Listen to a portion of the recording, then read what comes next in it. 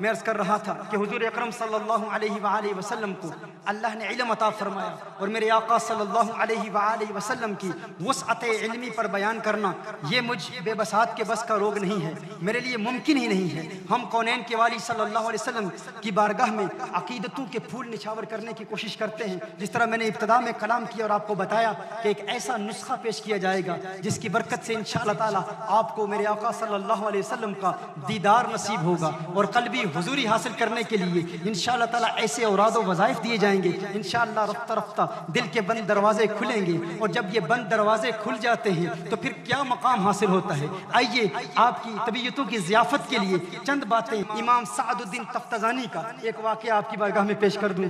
امام تفتزانی کا واقعہ لکھتا ہے سعد الدین تفتزانی۔ سعد الدین تفتزانی توضیح و تلویح معروف اصول فقہ کی کتاب ہے، شرح المقاصد پڑھنے والے جانتے ہیں تفتزانی کون ہے۔ عقیدہ نصفیہ کی شرح العقائد نصفیہ، شرح عقائد جسے کہا جاتا ہے، آپ جانتے ہیں وہ کون سی کتاب ہے، معروف کتاب ہے۔ امام تفتزانی کو پڑھنا آسان کام نہیں ہے، مجھے ملک شام کے اکابر بزرگوں کی بارگاہ میں زانو تلمذ طے کر کے امام تفتزانی کی کتاب میں سمجھنے کے لیے حاضری کا شرف حاصل ہوا، اور امام تفتزانی ایک بہت بلند و بالا، ایک بہت اعلیٰ اور عرفہ مقام پر فائز امام ہے۔ امام تفتزانی کون تھا اور کس نے امام تفتزانی کو کیا بنا دیا، یہ آپ کو بتانا چاہتا ہوں۔ کس نے امام تفتزانی کو کیا بنا دیا؟ امام سعد الدین تفتزانی قطب الدین رازی کا شاگرد ہے۔ قطب الدین رازی اپنے دور کا عظیم ماہر فن استاد ہے، لیکن امام تفتزانی سعد الدین تفتزانی اس وقت انتہائی کند ذہن، انتہائی بلید الناس میں ان کا شمار ہوتا تھا، یہاں تک کہ جب قطب الدین رازی اپنے طلباء سے، اپنے طلاب العلم سے بات کرتے اور کسی کی حماقت یا احمق ہونے پر مثال پیش کی جاتی کہ فلاں تو جاہل ہے، فلاں تو نرا احمق ہے، تو یہ نہیں کہا جاتا کہ فلاں جاہل ہے، کہا جاتا فلاں تو ہمارے سعد الدین تفتزانی کی طرح ہے۔ یعنی حماقت کی دلیل اور حماقت کی مثال اور جہالت کی مثال کے طور پر سعد الدین تفتزانی کو پیش کیا جاتا کہ سعد الدین تفتزانی ہی ہے۔ یہ نہیں کہا جاتا کہ فلاں جاہل ہے، کہا جاتا فلاں تو یہ ہمارے تفتزانی کی طرح ہے، اسے کچھ سمجھ نہیں آتا، یہ وہ سعد الدین تفتزانی ہے۔ اور یہ سعد الدین تفتزانی پھر کیا بنتا ہے اور کیسے بنتا ہے، یہ آپ کو بتانا چاہتا ہوں کہ آقا اگر آج سے 1400 سال پہلے پردہ فرما چکے، لیکن میرے آقا صلی اللہ علیہ وسلم کے تصرفات کا عالم کیا ہے، میرے آقا صلی اللہ علیہ وسلم کے علم کا عالم کیا ہے، یہ بتانا چاہتا ہوں۔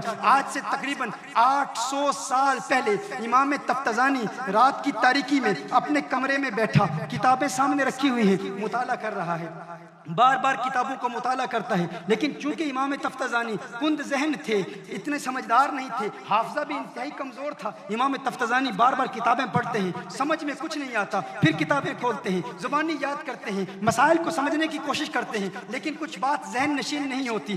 آخر امام تفتزانی پریشان ہو جاتے ہیں، پریشان ہو کر کتاب بند کر کے اللہ کی بارگاہ میں گڑ گڑا کر رو رو کے عرض کرتے ہیں، ہے اللہ اگر میں کند ذہن ہوں، اگر میرا ذہن کمزور ہے، اگر میرا حافظہ کمزور ہے، میرے اللہ اس میں میری کیا خطا ہے، تو میرے خلوص کو دیکھ رہا ہے، تو جانتا ہے کہ میں علم سے مخلص ہوں، میں عالم بننا چاہتا ہوں، علم پڑھنا چاہتا ہوں، علم سے محبت ہے، علم سے پیار ہے، رات دن محنت کرتا ہوں اور تیری رضا کی خاطر علم حاصل کرنے کے لیے شب و روز جد و جہد کر رہا ہوں، میرے اللہ کرم فرما، اپنی عطاؤں کی برسات نازل فرما، ہے اللہ اپنی عنایات کے دروازے کھول دے۔ اچانک کوئی دروازے پر دستک دیتا ہے، امام تفتزانی کہتے ہیں کون ہے؟ کہا تو تفتزانی ہے؟ کہا ہاں میں سعد الدین تفتزانی ہوں۔ کہا ہے تفتزانی باہر آ جا، باہر آ جا۔ کہا نہیں نہیں میں باہر نہیں آتا، مجھے کیوں بلا رہے ہو؟ تفتزانی نے کہا مجھے باہر کیوں بلا رہے ہو؟ کہا او تفتزانی باہر سیر کو چلتے ہیں، او تفتزانی باہر سیر کو چلتے ہیں۔ تفتزانی نے کہا مجھے سیر کرنے کے لیے نہیں بنایا گیا،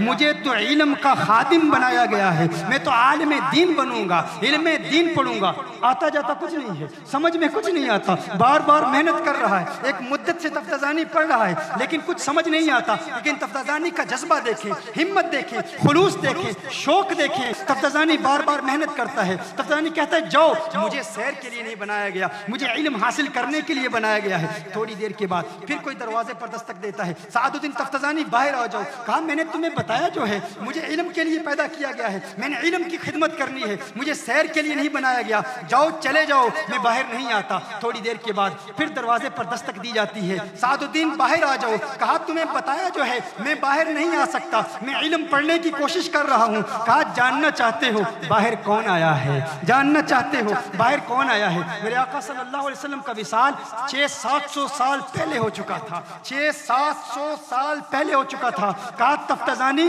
جاننا چاہتے ہو باہر کون آیا ہے؟ تفتزانی نے کہا کون آیا ہے؟ کہا کونین کے والی آئے ہیں، خسرو خوبہ آئے ہیں، سیاح لامکہ آئے ہیں، نازش ہر دو جہاں آئے ہیں، وہ جن کے سبب یہ ساری کائنات بنائی گئی، وہ آمنہ کا لال آیا ہے۔ تفتزانی حیران پریشان، تفتزانی سب کچھ بھول گیا، اپنا جبہ بھول گیا، اپنی دستار بھول گیا، اپنی کتابیں بھول گیا، کتابیں وہی رہ گئی، جوتا تک نہ پہنا۔ تفتزانی فوراً وہاں سے اٹھتا ہے، باہر جاتا ہے، آقا کا دیدار کرتا ہے۔ اب تفتزانی کو کسی کی خبر نہیں، ارے جس کی وجہ سے پوری کائنات میں علم کی خیرات بڑھ رہی ہے، وہ مدینے والی سرکار آ گئی ہے، وہ آقا آ گئے ہیں۔ پہلے تو تفتزانی کو کوئی علم سے جدا نہیں کر سکتا تھا، لیکن آج جب آقا خود آ گئے ہیں، تفتزانی کی کتابیں وہی پڑھی کی پڑھی رہ گئی۔ تفتزانی باہر جاتا ہے، آقا آپ نے کرم فرمایا، آقا آپ نے کرم فرمایا۔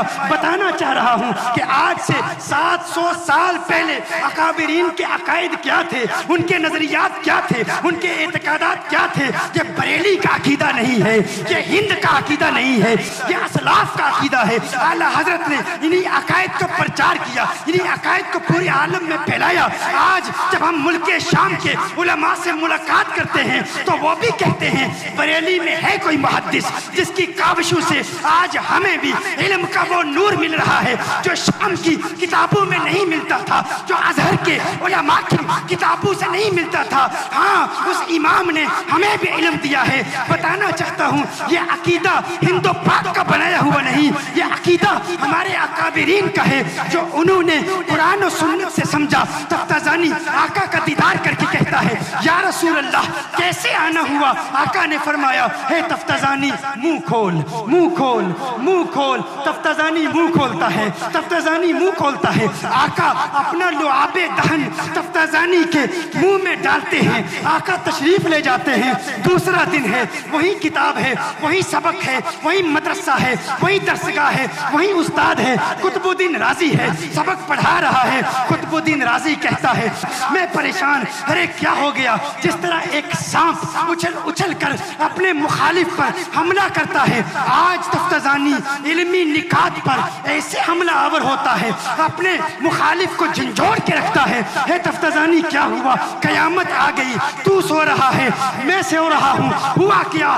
تو بلا کا آدمی بن گیا، تو اتنا بڑا عالم ایک رات میں کیسے بن گیا؟ تفتزانی نے کہا اے استاد راز کی بات ہے، تنہائی کی بات ہے، سب کے سامنے نہیں بتا سکتا، علیحدگی میں بتاؤں گا، انفرادی طور پر بتاؤں گا، راز کی بات ہے، سب کے سامنے نہیں بتاؤں گا۔ استاد نے کہا اے تفتزانی آ پھر مجھے بتا۔ استاد بھی کلاس کو چھوڑ کے تفتزانی کے ساتھ ایک دوسرے کمرے میں چلے جاتے ہیں۔ اے تفتزانی بتا ماجرا کیا ہے، ہوا کیا ہے؟ تفتزانی نے کہا کیا بتاؤں ہے استاد، کیا بتاؤں ہے استاد، کل رات میں نے پکارا تھا، کل رات میں نے پکارا تھا، کوئی آیا تھا، کون آیا تھا؟ میں شعر میں بتا دیتا ہوں، ایک ماہ مدن، ایک ماہ مدن، ایک ماہ مدن، نورانی بدن، نیچی نظریں، سب کی خبریں، سب کی خبریں، ایک ماہ مدن، نورانی بدن، نیچی نظریں، سب کی خبریں، وہ دکھا کے پون، وہ سنا کے سخن، مرا پھونک گیا سب تن من دن۔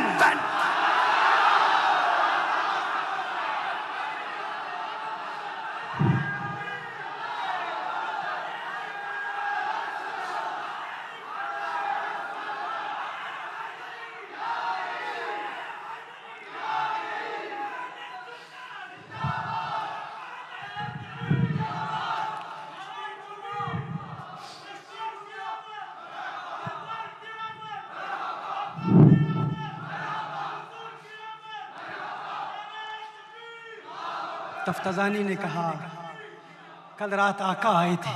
یہ آقا کی عطا ہے, یہ مدینے والے کی عطا ہے, یہ مدینے والے کی عطا ہے.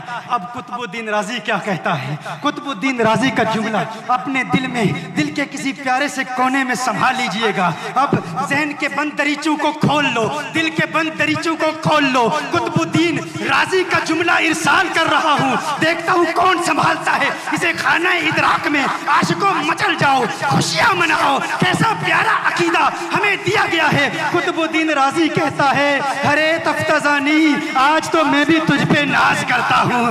ارے ہم تو تجھے کند ذہن کہتے رہے, ہم تو تجھے حماقت کی مثال کے طور پر پیش کرتے, احمق کہتے. آج آج آج قطب الدین رازی بھی کہتا ہے, کاش کاش میں بھی کند ذہن ہوتا اور آقا کو مجھ پر بھی پیار آ جاتا, آقا کو مجھ پر بھی پیار آ جاتا. ارے کتابیں وہ نہ دے سکی جو تجھے تیرے آقا نے دیا. تیرے دل سے آواز نکلی, آقا نے کرم فرمایا.